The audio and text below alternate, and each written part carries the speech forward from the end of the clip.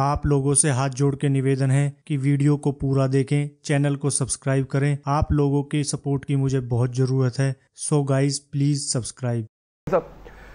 2020 का रेफरेंडम एक करवा रहे हैं सिख कम्युनिटी पूरी दुनिया में। वो ये कहते हैं खालिस्तान रेफरेंडम। कई साल से उन्होंने अनाउंस किया हुआ था।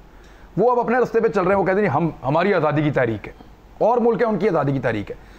भारत ने जो नए दोस्त बनाए हैं वो उनकी टेरिटरी बहुत दूर है, यूरोप में, अमेरिका में, इवन कुछ 2 अरब मुल्कों से भी उनके अच्छे ताल्लुकात हैं, यूएई से और सऊदी अरबी से। लेकिन ये दूर के दोस्त बना के करीब के अच्छे दोस्तों को खो देना, ये कितनी बड़ी नाकामी है भारत के लिए। और ये सारा कुछ इसी वजह से हो रहा है जो हमें नजर आ रहा है। बहुत शुक्रिया आपका, आपने मौका दिया है और जनरल साहब ने जो गुफ्तगू की है बिल्कुल टू द पॉइंट है। मैं 2-3 बातें इस हवाले से करना चाहता हूँ। एक तो ये कि इसमें कोई शुबा नहीं है कि इस रीजन में हिंदुस्तान तनहा हो रहा है, लेकिन इसके साथ साथ उसके जो नए एलाइज़ हैं, ख़ासतौर से अमेरिका, सऊदी अरेबिया और यूएई, वो ये चाहते हैं कि इस खित्ते में हिंदुस्तान चौधरी रहे या चौधरी बने, बजाय इसके कि वो अपने सारे अंडे पाकिस्तान की बास्केट में डालते। उन्होंने जाके वो भारत की बास्केट में डाल दिए हैं। इसे आप मोदी की कामयाबी कह लें या मुसलमान की दुनिया भर में जो है उनकी बदकिस्मती कह लें, जो भी नाम दे लें, लेकिन ये रोल इनका अच्छा नहीं है। ये वो नुकसान है जिसका आने वाले वक्त में हमें सही अंदाजा। ईरान और अफगानिस्तान से तो ठंडी हवा आ रही है।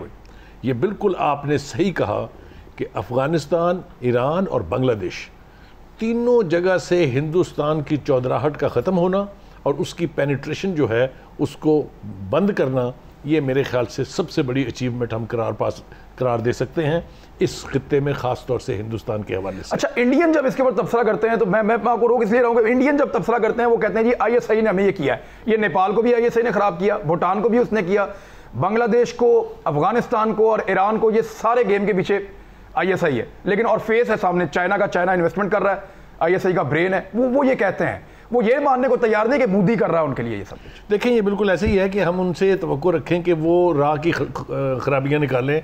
राह ने जो गंद पूरे इस रीजन में किया हुआ है उसकी ओनरशिप भी तो मोदी साहब लेते हैं ना, कि वो बहुत कमाल कर रहे हैं। जिस तरह अजीत डोवल ने एक सेल बना रखा है, डिस्ट्रॉय ग्वादर, $1 बिलियन उसकी फंडिंग है। तो वो इस पर अगर फख्र कर सकते हैं, वो समझते हैं बहुत बड़ा काम किया है, तो वो उनको मुबारक हो।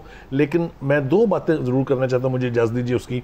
एक बात तो ये है कि इस खित्ते में से उनका सफाया होना एक खुशी की बात है, लेकिन इंटरनेशनल अरीना में हमने 2 मुसलमान ममालिक के नाम तो ले दिए, लेकिन मैं बिल्कुल ज़िम्मेदारी से ये कहता हूँ कि सबसे बड़ी बिट्रेयल जो कश्मीरी मुसलमानों की है वो हमारी पूरी जो मुस्लिम बिरादरी है, जिसको कभी हम उम्मा कहते थे, या वो OIC जो एक इम्पोर्टेंट ऑर्गेनाइजेशन है, उसको आप कोई रत्ती भर क्रेडिट नहीं दे सकते। आप देखिए 2 बड़े इशू मुसलमानों के हैं, एक पैलेस्टीनियंस का है, दूसरा कश्मीरीज़ का है। जो कुछ कश्मीर में अब हिंदुस्तान कर रहा है एज ए रियासती दहशतगर्दी, उसकी कोई मिसाल ना हिटलर से लेके और आज तक के ज़माने में आपको नहीं मिलेगी। मगर जो आलमी ज़मीर है, जो मुर्दा तो है ही, दिल तो इससे बड़ी गाली देने को चाहता है उसको। इसलिए कि इन्हीं कश्मीरियों के हवाले से 2 रेजोल्यूशंस यूनाइटेड नेशंस के अंदर पिछले करीब 70 साल से पड़ी हुई हैं, लेकिन किसी का ज़मीर नहीं जागता, किसी को वहाँ होने वाली ह्यूमन राइट्स वायलेशन दिखाई नहीं देती हैं। और तीसरा जो वर्ल्ड कम्युनिटी है, जो फर्स्ट वर्ल्ड अपने आप को कहलाते हैं, ये बरतानिया का भी अनफिनिश एजेंडा था। कहाँ है उसकी लीडरशिप, कहाँ उन्होंने अपनी जिम्मेदारी को डिलीवर किया है। और तीसरा जो पूरी दुनिया की जो कम्युनिटी है उसकी ये क्रिमिनल खामोशी जो है ये एनकरेज करेगी पूरी दुनिया में, वहाँ जहाँ जहाँ भी रियासती जबर हो रहा है इसको एनकरेज करेगी। यू आर एब्सोल्युटली राइट, बिल्कुल ठीक। पीजे मीर साहब, सर चीन का रोल कितना, वो जाइंट है बहुत बड़ा यहाँ पे इस वक्त इस खित्ते में। रोड एंड बेल्ट वो बनाने जा रहा है। वो ऊपर सेंट्रल एशिया से जोड़ता है, लेकर आता है नेपाल तक, चाइना तक, फिर यहाँ से रास्ता निकालता है, दाखिल हो जाता है पाकिस्तान में, पाकिस्तान से ग्वादर तक जाता है। समुंदर साउथ चाइना सी में उसने तकरीबन पूरा कंट्रोल कर लिया है। हथियारों का उसका अब अमेरिकन एनालिसिस कर रहे हैं। पिछले दिनों international institute of strategic studies हैं लंदन में, वहाँ पे उन्होंने एनालिसिस किया तो उनको लगा चीन एक बहुत बड़ा खतरा है। जर्मनी के अंदर जो लोग पिछले दिनों कॉन्फ्रेंस हुई है यूरोपीय यूनियन की, तो यूरोपीय यूनियन के वज़ीर ख़ारजा खुद कह रहे थे कि चीन आने वाले वक्त में दुनिया को लीड करता हुआ नजर आ रहा है। एक ऐसा मुल्क भारत को दीवार के साथ लगा रहा है या उसको ठीक कर रहा है कि जनाब ये आप ज्यादतियां कर रहे थे इनको बंद कर दें। उनका इंटरेस्ट क्या है इसमें? यानी भारत को जहां जहां से भारत अलग हुआ है, चाहे ईरान से देख लें, बांग्लादेश से देख लें, नेपाल से देख लें, भूटान से देख लें, अफगानिस्तान से देख लें, हर जगह पे पीछे चीन खड़ा हुआ आपको नजर आएगा। चीन का क्या इंटरेस्ट है? देखिए, चीन अब बिल्कुल एक इंटरनेशनल थ्रेट बन गया है अमेरिका के लिए। आप पूछेंगे क्यों? अभी कल ह्यूस्टन में उनकी जो काउंसलेट है उन्होंने बंद किया। वुहान में कल वो भी बंद हो गई। अब ये और चाइना ने सर्वे करवाया, लोगों से पूछा कौन सी बंद करें। अब वो कहते हैं जी कि जो चाइना है ये सारा कवर अप है, ये हमारी इंटेलेक्चुअल जो इन्फॉर्मेशन है, इंटेलिजेंस है, ये वहाँ से इकट्ठी कर रहे हैं और हमें गिराने की कोशिश कर रहे हैं। ये अमेरिकन का एक व्यू पॉइंट है। चाइना जो है वो इसको डिनाई करता है, लेकिन जो अभी आपने ये वन बेल्ट वन रोड की बात कर रहे हैं, ये जब कंप्लीट होती है फिर आप एक वर्ल्ड डायसेक्शन देखते हैं, आप एक्सेस ऑफ पावर चेंज होना देखते हैं। क्यों? क्योंकि अभी तो आप डिपेंड कर रहे हैं किस पे? वर्ल्ड का एक ऑफिशियल डिनोमिनेशन क्या है? डॉलर है। ठीक है, डॉलर को ख़त्म करके उनको डर है कि येन ना आगे आ जाए। अब ये सबसे बड़ा इस वक्त अलमिया है अमेरिकन को। देखें, अमेरिकन इकॉनमी बिल्कुल down and down the drain. उसके पास नोट है, गुड्स सारे चाइना के पास है। अब वो चाइना को मार सकता है कि जब वो डॉलर को बिल्कुल आउट कर दे, तो चाइना गई। चाइना के पास तो कागज़ का काम है ना, वो तो गई। सो बेसिकली राइट नाउ ये टग ऑफ वॉर जो चल रही है, एक तो आप कह लो कि अमेरिकन का ये जो इलेक्शन आगे आ रहा है, डोनाल्ड ट्रंप इस पर भी खेल रहा है, और साथ साथ चाइना जो है वो खौफ के ऊपर अपना इलेक्शन खेलता है, वो खौफ पे अपना इलेक्शन खेल रहा है। बड़ी आपने बात की है, लेकिन द क्वेश्चन अराइजेज कि अब बड़ी इंटरेस्टिंग जो चीज़ है, बाइडन ने भी उसको थोड़ा सा बैक किया है। अब जो बाइडन अगर तो ये नूरा कुश्ती है, अगर ये नूरा कुश्ती है चीन और अमेरिका के बीच में, तो इंडिया तो सबसे बड़ा लूजर है। देखिए जी, जो वो उसको रियलिटी में समझ के उसका हिस्सा बन गया। इंडिया हमारे लिए लूजर है। हम कहते हैं इंडिया इधर आइसोलेट हो गया। India is not isolated, India is very powerful. क्यों? क्योंकि उसके इंटरेस्ट बहुत ज्यादा हैं इन कंपैरिजन टू आवर्स। हमारा PR इज 0-0, इंडिया का PR इज 100% ओवर।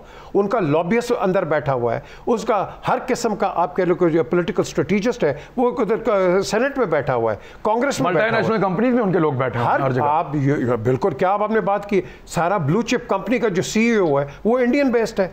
आज आपका chancellor of the exchequer England में सोनिक, वो आपका इंडियन है। आपका होम सेक्रेटरी वहां का इंडियन। लेकिन जो इंडिया की इंटरनल सूरत हाल है वो उस डाउनफॉल का इशारा दे रही है जिसकी तरफ रियासतें चली जाती हैं।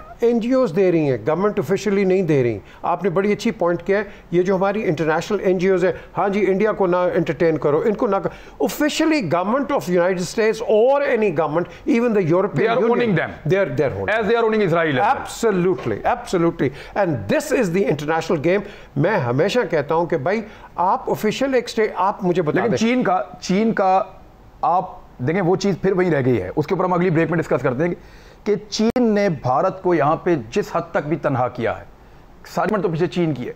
हालांकि भारत इशारा ISI की तरफ करता है।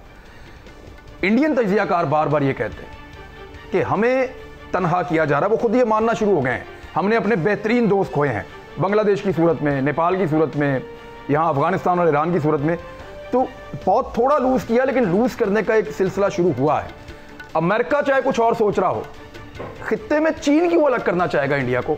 क्योंकि अब इंडिया के अंदर ही इतनी डिसेंशन शुरू होगी। एक जनरल हैं जिनको मैंने ऐसी प्रोग्राम में कहा था कि जिसने इनको जनरल बनाया बहुत ही बेवकूफ़ आदमी था, general Bakshi.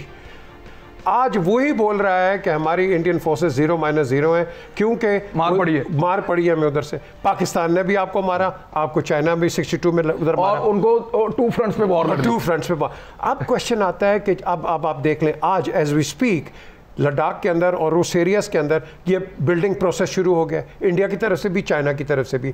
You will expect future confrontations on that front in due course. Roof of the world. You will see it. But the question arises, China ने अपना सर्वाइवल करना है। चाइना ने look at its diplomacy. आप बात करते हैं ना चाइना क्या कर रहा है। रशिया 7-8 साल जंग लड़ता रहा वह अफगानिस्तान, चाइना ने एक 9mm की बुलेट नहीं चलाई गवादर पे बैठ के आके। एक 9mm की बुलेट नहीं चलाई उसने, वो गवादर पे बैठ गया। डिप्लोमेसी। और अभी भी जो फैंटी लगाई है वो डंडों से लगाई है, गोली तो वहां भी नहीं चलाई। एक जुमले का इजाफा अगर आप कहें, जुमला एक जुमले में, चाइना इसलिए टारगेट है कि चाइना को आइसोलेट करने की जो इंटरनेशनल कोशिश है वो इसलिए कि जो हिंदुस्तान को एक सिटाडेल बना के चाइना के अगेंस्ट लॉन्च करने की साजिश थी, चाइना उसको भांप गया किए हुए और चाइना वहां तक करेगा टारगेट जहां तक जरूरी है। Absolutely. अगर इंडिया इस तरक्की के सफर का रास्ता बनता है, उसका मुसाफिर तो चले साथ में। ब्रेक ले लेते हैं, कोई मैं जनरल अमजद शोएब साहब से शुरू करता हूं ब्रेक के बाद।